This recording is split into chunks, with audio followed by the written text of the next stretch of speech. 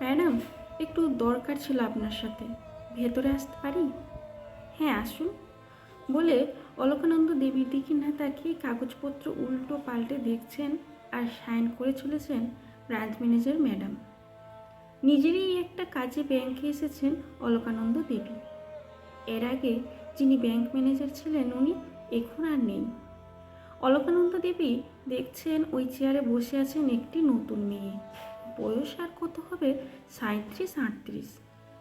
Manager madam তখনও পর্যন্ত মুখের দিকে না তাকিয়েই অলকানন্দ দেবীকে বললেন, বসুন। বুঝতেই পারা যাচ্ছে ম্যানেজার ম্যাডাম ভীষণ ব্যস্ত। প্রয়োজনীয় কাগজপত্রগুলো ফাইলে ঢুকিয়ে রাখতে রাখতেই অলকানন্দ দেবীর দিকে ম্যাডাম এবার তাকালেন। কিছুটা পর্যবেক্ষণের দৃষ্টিতে তাকিয়ে চেয়ার থেকে উঠে দাঁড়িয়ে অবাকের সুরে ম্যাডাম জিজ্ঞেস করেন, দিদিমণি, আপনি আমাকে চিনতে পারছেন? দিদিমণি ডাকটা শুনে অলকানন্দ দেবীও অবাক হয়ে গেছেন। চিন্তিত চোখে মৃদু সুরে বলে উঠলেন, ঠিক চিনতে পারছি না তো। ততক্ষণে ম্যানেজার ম্যাডাম চেয়ার ছেড়ে বেরিয়ে এসে পায়ে হাত দিয়ে প্রণাম করে বলতে থাকেন, ভালো আছেন তো আপনি? সত্যি তো আমাকে চিনতে না পারারই কথা তো।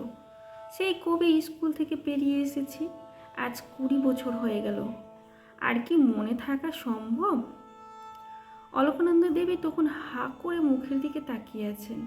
ততক্ষণে বুঝেও গেছেন নিশ্চয়ই কোনো ছাত্রী হবে। তা না হলে দিদিমণি বলে ডাকবেই বা কেন? খুব কৌতূহল ভরে অলকানন্দ দেবী জানতে চাইলেন, আচ্ছা তোমার নামটা কি বলো তো? দিদিমণি, আমি অঙ্কশ্রী। মনে পড়েছে এবার? অঙ্কশ্রী? অঙ্কশ্রী মানে সেই অঙ্কশ্রী বসু? হ্যাঁ দিদিমণি, আমি অঙ্কশ্রী বসু। চিনতে পেরেছেন এবার তাহলে? দেখেছো কাণ্ড, কতদিন পরে দেখছি। আমাদের সেই অঙ্গশ্রী বলে জড়িয়ে ধরেন অঙ্গাশ্রীকে। তারপরে অঙ্গশ্রী নিজেই বলেন, এই 15 দিন হলো এই ব্রাঞ্চে এসেছি। আপনি কেমন আছেন? ভালো আছি। ভীষণ ভালো লাগছে দেখে আমাদের ছাত্রী আজ ব্যাংক ম্যানেজার। সবই তো আপনাদের আশীর্বাদ দিদিমণি। আপনাদের শিক্ষা পেয়ে তো আজ এই জায়গায়। যাই হোক, আপনার চেহারাটাও খুব খারাপ হয়ে গেছে। বয়স তো আর কম হলো না, দেখতে দেখতে 72 বছর হয়ে গেল।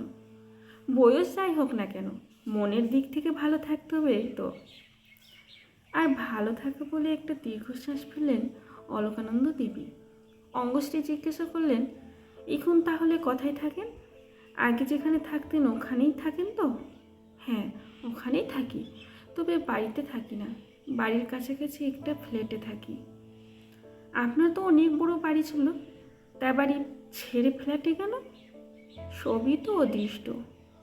আপনার তো 2 মেয়ে, মেয়েদের বিয়ে হয়ে গেছে নিশ্চয়। তাহলে কি কোনো মেয়ের কাছে থাকেন? অলকানন্দ দেবীর চোখে তখন জল। দিদিমণির চোখে জল দেখে অঙ্গশ্রী বলেন, আপনাকে হয়তো খুব ভারী প্রশ্ন জিজ্ঞেস করে বলে ফেলেছি, সরি। চোখটা মুছে নিয়ে অলকানন্দ দেবী বলেন, ভারী কিছুই নয় অঙ্গশ্রী। তোমাকে বলতে পারলে হয়তো বুকের ভারী পাথরটা কিছুটা হালকা হবে।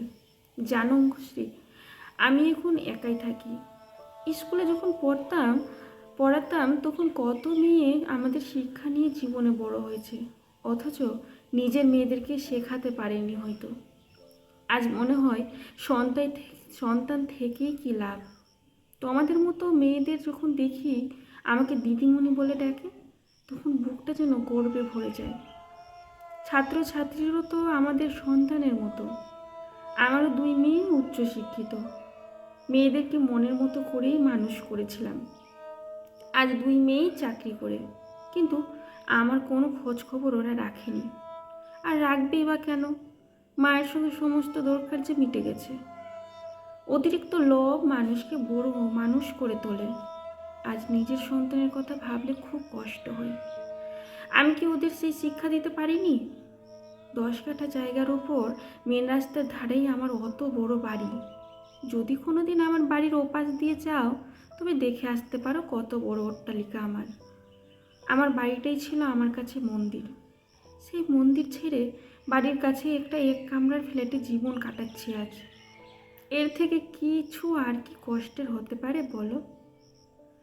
এমন কথা শুনে অঙ্গশ্রীর মনটা খারাপ হয়ে যায়। দিদিমণির যেন অঙ্গশ্রীকে পেয়ে আবেগের খাতা খুলে বসছেন। অঙ্গশ্রী জিজ্ঞেস করে বসে, কেন দিদিমণি, কি এমন হয়েছে? সে একটা গল্প অঙ্গশ্রী। আমার হাজব্যান্ড মারা গেলেন আমার রিটায়ার করার পর।